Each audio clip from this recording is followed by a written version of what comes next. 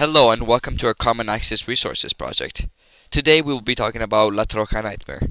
The article we selected talked about the feud between two South American countries, Costa Rica and Nicaragua. The Rio San Juan is shared between the two countries, and when Costa Rica started the construction of Route 1856, nicknamed La Trocha by Costa Ricans, on their side of the river, Nicaragua complained about the environmental damages done to the river by the constructions. Both countries met the International Court of Justice in The Hague, where Nicaragua accused Costa Rica of causing an environmental nightmare. Our petition is about common access resources, but what are common access resources? These are resources from nature over which there is no private ownership, and therefore no regulations. Public goods are both non-excludable and non-rivalrous. This refers to goods that do not belong to anybody, and have no regulation to avoid their overusage. Our example is a common access resource problem, because the Rio San Juan is shared between Nicaragua and Costa Rica, and the rivalry is causing a feud over the construction of the road. Another important term in our presentation is strategy of the commons.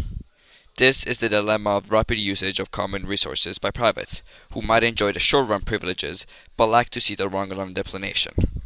This applies to our example, as Costa Rica would like to build this road, which would bring enormous advantages to country, because the road would bring work as well as connecting lots of public and private businesses. While on the other side we have Nicaragua complaining about the environmental damage done to the river by the construction.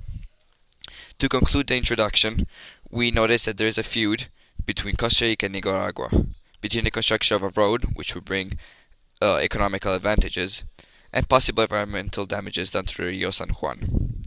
One will bring the supply up, while the other one will bring the supply down. Thank you, Stefano. The river is a common access resource that two countries share. It is a common access resource because anyone is allowed to and able to enjoy the benefits of the river, and this has worked well.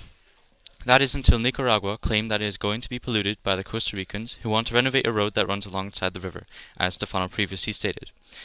Nicaragua is basically stating that the Costa Ricans will have an over-allocation of resources to building the road, and this would lead to the pollution of the river, which Nicaragua feels is not a very good deal. After all, the Nicaraguans can't benefit from the road, and all they would get was a polluted river. In this case, we can see from the graph that MPC is to the right of MSC over here, and this indicates that there's an over-allocation of resources.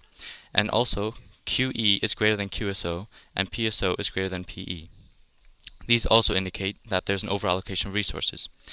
This creates a deadweight loss here, and this means that neither party benefits from it and that they lose the possible benefits they could gain from it. Now, this is a market failure because overallocation of resources to building the road means the socially optimal level, MSC, of production is slightly further back to MPC. In the short term, the pollution would cause a lot of the ecosystem to be ruined and die within the river. In the long run, there can be the effects that could prevent the river from returning to its previous state. However, if scientists and experts would help, the river could return to its previous state. So one of the solutions is to tax the people who will use the road in the future and use this money to help bring the river back to its previous state. Another would be to create regulations such as having experts building the road or creating a barrier between the road and the river to prevent sediment and residue from going into the water. This would help both parties and would shift MPC closer to MSC and possibly equal it, which is the most optimal result. Thank you, and I'll pass it on to Patricia. The San Juan River is a common access resource involved. The road being constructed in Costa Rica is the tragedy of the common access resource. The road is a public good because everyone is able to enjoy the road. Although Nicaragua claims that the construction is polluting the river, the road is able to have a positive impact in the long term. On the road, people are able to build schools, build hospitals, build homes, markets, use its transportation, and use for communication. It is a convenient place to settle down because it is located next to a source of water, and the road can offer many other things. This is a positive externality of production, which is shown between the gap between social marginal costs and marginal production costs. Marginal social cost and marginal private costs. The social costs are lower at any point than the private cost, which means that at PE, not enough supply is being produced. As production continues, the gap between QSO and PSO narrows, where optimally MSC and MSB is equal to each other, so that the output is at its optimal point. The triangle represents the potential welfare gain. This shows that more can be produced and society would benefit from that. The most effective way to increase the production of the road is for the government to subsidize the construction, so that more people are able to benefit from the road.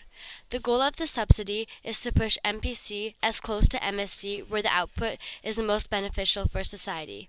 This means that the subsidy should increase the rate of construction and also the quality of the road. The subsidy would be very expensive and the money would be drawn from other areas of the government budget. However, the government should subsidize this road because it can have economic impact in the long term. When evaluating the market failure of the negative externality due to the environmental damage, producers should decrease production and increase price.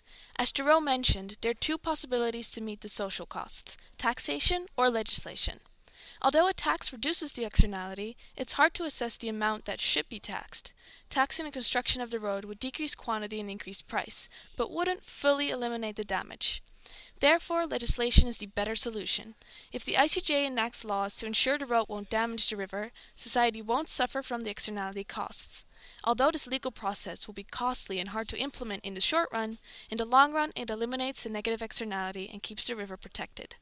Consumers will enjoy the river more without the road's damage. Producers would spend more money to enact the laws, but ultimately benefit by continuing the construction without damaging the river, and help other producers by ensuring they can work, fish, or travel on a clean river. The government would also have to spend money to implement new laws, but eventually benefits as the river stays protected. Patricia suggested that if Costa Rica's claim in the ICJ is correct, the government should instead focus on the advantages of the road.